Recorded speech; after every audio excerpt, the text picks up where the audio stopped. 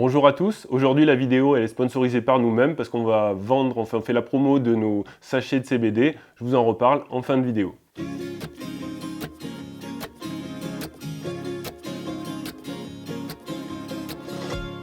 Alors cette année, on s'est lancé dans la culture du CBD sur sol vivant parce qu'en fait la législation elle a changé et du coup la culture est devenue permise. Jusqu'alors c'était possible d'acheter du CBD dans des boutiques mais finalement la culture pour des agriculteurs était permise sur certaines conditions mais il n'y avait pas le droit à l'agriculteur ni de récolter les fleurs ni de les commercialiser. Alors c'est quoi le CBD? Le CBD c'est la famille c'est du chanvre, c'est du cannabis sativa mais qui a été en fait sélectionné pour ne plus avoir les principes hallucinogènes qui étaient dans le THC. Donc là on a en fait des plantes qui pourraient pour pouvoir les commercialiser ont moins de 0,3% de THC, ce qui fait que vous n'allez pas avoir des allus en fumant ça. C'est vraiment juste l'effet détente, relaxant qu'on peut utiliser, que certaines personnes utilisent quand ils ont des cancers pour apaiser leurs traitements, ou même ça s'utilise par les sportifs ou pour un effet détente et relaxant. Alors suite au changement de législation, nous on est allé sur internet, on a acheté des graines légales parce qu'en France il n'y a qu'une vingtaine de variétés de graines de CBD qui sont légales, ce qui est un petit peu la différence avec d'autres pays comme l'Espagne ou l'Italie où il y a une beaucoup plus grande variété de graines qui sont légales. Donc on a acheté des graines de DC88 qu'on est venu semer en mini-mottes, des petites mini-mottes en bois qu'on a semées fin mars. Du coup, on a lancé notre semis en pépinière et quand le plant était à peu près à cette taille-là, on est venu les repiquer au champ en interculture avec nos courgettes. Donc là, avant le repiquage, classique comme en maraîchage sur sol vivant, on avait de la matière organique qu'on a apportée à l'automne, une bâche, qui a permis de gérer l'enherbement et du coup toute la vie du sol s'est nourrie de la matière organique qu'on a apportée. Du coup on avait un sol bien structuré, bien riche où on est venu du coup repiquer nos mini-mottes de CBD en intercalaire du coup avec les courgettes avec des espacements de 1,20 m entre chaque rang et sur le rang des CBD tous les 60 cm. Pour l'entretien de la culture, c'est relativement simple puisque là on est sur des itinéraires classique en maraîchage sur sol vivant, c'est-à-dire on repique et puis après la plante pousse et là on n'a pas eu besoin d'arroser, il n'y a pas eu besoin de faire de traitement. Par contre à un moment, pour éviter que la plante monte trop et qu'elle parte trop en arbre, on est venu tailler l'apex, couper la cime de la plante pour essayer que ça parte en buisson et donc et pour favoriser un petit peu le nombre de têtes. Après, le travail qui a été assez gros, c'est que puisque les graines qui étaient légales, les DC88, ne sont pas des graines féminisées. Du coup, en fait, on va avoir des plants mâles et des plants femelles. Et en fait, il va falloir couper tous les plants mâles pour éviter que le pollen vienne féconder les fleurs femelles et du coup avoir plein de graines dans les têtes. Ce qui fait que le produit devient de très mauvaise qualité. Donc là, il a fallu passer régulièrement dans les champs pour essayer de repérer les mâles et les détruire au plus tôt pour éviter justement d'avoir des graines. Et là, la difficulté, c'est que les premières clochettes qu'on aperçoit se situent en haut du plant, et vu que les plants montaient à 4 mètres de haut, c'était un exercice qui était plutôt délicat. Alors pour ce qui est de l'association de la culture CBD courgette, c'était parfait, puisqu'on a eu au début notre courgette qui a commencé à bien se développer, et puis après, quand la courgette avait bien poussé, le CBD est monté à la verticale et on avait vraiment une bonne...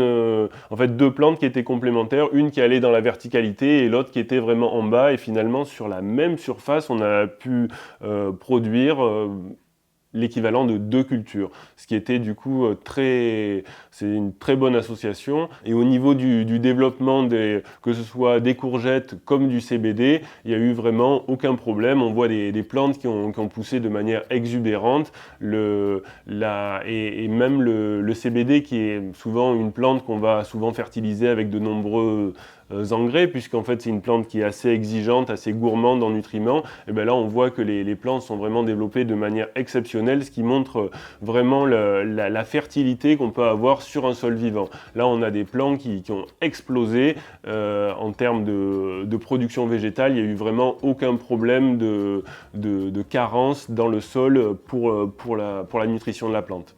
Et c'est une plante en fait qui a un énorme potentiel de séquestration de CO2 et de captation de l'énergie lumineuse. Regardez le petit extrait là. Donc là c'est quand même assez incroyable de voir la taille du plant et combien en fait cette plante s'est développée en très peu de temps, et surtout de voir que c'est parti d'une petite graine, et là on a c'est composé de quoi? C'est composé d'eau et de carbone, et tout ce carbone il a été piégé dans l'air via la photosynthèse, et là on voit que du coup toutes les plantes font ça, mais il y a des plantes qui le font beaucoup mieux que d'autres, et le chanvre est une plante qui est, on appelle ça une plante en C4, c'est-à-dire que même quand il fait très chaud, la plante continue à faire de la photosynthèse, et donc on va avoir vraiment une activité photosynthétique très importante, et donc c'est des plantes qui sont vraiment très intéressantes au point de vue, en tous les cas d'un point de vue de la production de biomasse, et donc c'est vraiment une plante qui a vraiment un énorme avenir, parce que ça permet de...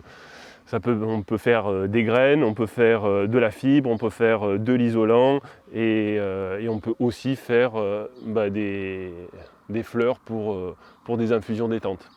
Donc là, la culture de CBD a vraiment explosé en termes de production végétale, c'était un truc de malade. On a coupé quand même beaucoup de mâles, on a eu plus de 50% de plants mâles qu'on a coupé. Du coup ça a laissé un peu de place pour les plants femelles, et la culture était vraiment belle, et du coup on pensait récolter vraiment beaucoup de CBD, on était très enthousiaste. Et finalement, et c'est là où en agriculture c'est toujours compliqué, parce qu'on a l'impression que tout est parfait, il n'y avait aucun problème sur la culture, et à un moment, là, fin septembre, ça devait être vers le 20 septembre, il y a eu une petite gelée blanche, du coup avec suivi de 2 semaines d'épisodes pluvieux, nuageux, brumeux, et là on a commencé à avoir du botrytis qui a commencé à se développer sur les têtes, et du coup là on est parti un petit peu, dès que ça a commencé en fait la période de gel, on a essayé d'extraire le plus rapidement possible toutes les fleurs pour sauver ce qui était bon encore, et du coup là on s'est lancé vraiment dans un marathon de récolte, et en fait on a pu sauver finalement que quelques kilos de fleurs. Du coup on a acheté 2 machines pour essayer d'aller vite, pour essayer d'enlever les feuilles et de faire des têtes à peu près propres. Donc on a une machine qui permet vraiment de récolter, quand on récolte des branches entières, et de venir en fait effeuiller à la branche. Et du coup c'est assez fonctionnel. C'est important d'avoir en fait des grosses têtes bien garnies. Il manquait un petit peu de temps de croissance encore à la plante, puisque le gel est arrivé un peu tôt. Le froid est arrivé un peu tôt, et du coup ça n'a pas été vraiment optimal. Et après il y a une autre machine là qui permet de récolter du coup les têtes, et de mettre les têtes, et finalement on a un effeuillage non pas du moins où on balance les têtes dans l'espèce de panier à salade, et ça se nettoie tout seul. Mais là pareil, dès qu'on n'a pas des têtes bien denses, on va avoir une bonne partie il y a des bouts qui sont entraînés par la machine, et du coup on n'a pas un travail, un résultat qui est vraiment optimal. Donc, du coup là il y a les 2 machines qu'on a utilisées. Bon, les machines ça vaut vraiment pas les ciseaux en termes de perfection du travail, mais là pour aller vite c'était quand même assez efficace quoi. Et du coup après une fois que ça a été effeuillé, il va falloir sécher. Donc là on essaye de sécher rapidement pour pas que la plante moisisse. Donc là on a utilisé, ou on a pendu ça dans un endroit sec et ventilé, ou on a mis sur des clés de séchage. Et une fois que le produit est sec, il ne faut pas que ce soit trop sec. Après, on les a mis dans des espèces de contenants hermétiques, où on vient ouvrir régulièrement, tous les 2 jours, pour ventiler, essayer de faire mûrir la tête pour pas avoir trop un goût d'herbe. Voilà, donc là, on a sélectionné un peu 2 qualités. Ça, c'est la qualité 2 qu'on va appeler le mix de fleurs. Et ça, c'est la qualité 1 où les têtes sont plus belles. Donc voilà, c'est ce qu'on va commercialiser sur notre site internet. Du coup, on a pris des enveloppes comme ça. Du coup, là, dedans, on a 10 grammes de CBD. Donc 10 grammes de CBD en qualité 1, ce sera 30 €. Et en qualité 2, ce sera 15 €, plus 2 € de frais de port. Voilà, donc si vous avez envie de nous soutenir et de goûter notre premier CBD sur sol vivant en bio, allez sur notre site et vous pouvez faire quelques achats. Et si ça marche bien, on sera sans doute incité à essayer de faire beaucoup mieux l'année prochaine.